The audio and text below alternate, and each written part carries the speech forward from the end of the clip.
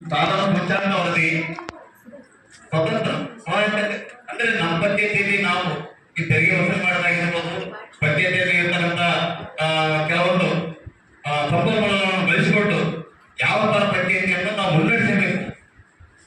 ಹಾಗೂ ನಮ್ಮ ಗ್ರಾಮೀಣ ಮಟ್ಟದಲ್ಲಿ ಈಗ ನಮ್ಮ ಸರ್ ಹೇಳಿದ್ರು, ಗ್ರಾಮ ಪಂಚಾಯತಿ ಅಂದ್ರೆ ನಮ್ಮ ಸ್ಥಳೀಯ ಸರ್ಕಾರ.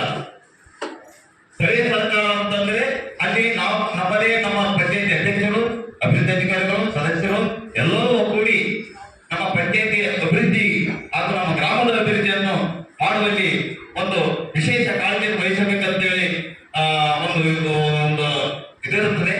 ಆದ ಕಾರಣ ಈ ಒಂದು ತರಬೇತಿಗೆ ಆಗಮಿಸಿದ ಎಲ್ಲರಿಗೂ ನಮ್ಮ ಗೋರ್ಮೆಂಟ್ ಹಾಗೂ ಇಲ್ಲಿರೋದು ಎಲ್ಲರಿಗೂ ನಾನು ಅನಂತ ಹೊಂದಾಣಿಕೆ ತೋರಿಸ್ತಾ, ನಮ್ಮ ತಾಲೂಕು ಪಂಚಾಯತಿಯಲ್ಲಿ ಸ್ವಲ್ಪ ಮೈಕಿನ ಪ್ರಾಬ್ಲಮ್ ಇತ್ತು ಸರ್, ನಾನು ಯಾವ ತರ ಹೇಳಿದ್ರೆ ಅದೇ ತರ ಮಾತಾಡಿದ್ರೆ ಪರವಾಗಿಲ್ಲ ಹೋಗ್ತದೆ. ದಯವಿಟ್ಟು ಏನಾದ್ರು ತಪ್ಪುಗಳಲ್ಲಿ ಕ್ಷಮಿಸಬೇಕಂತ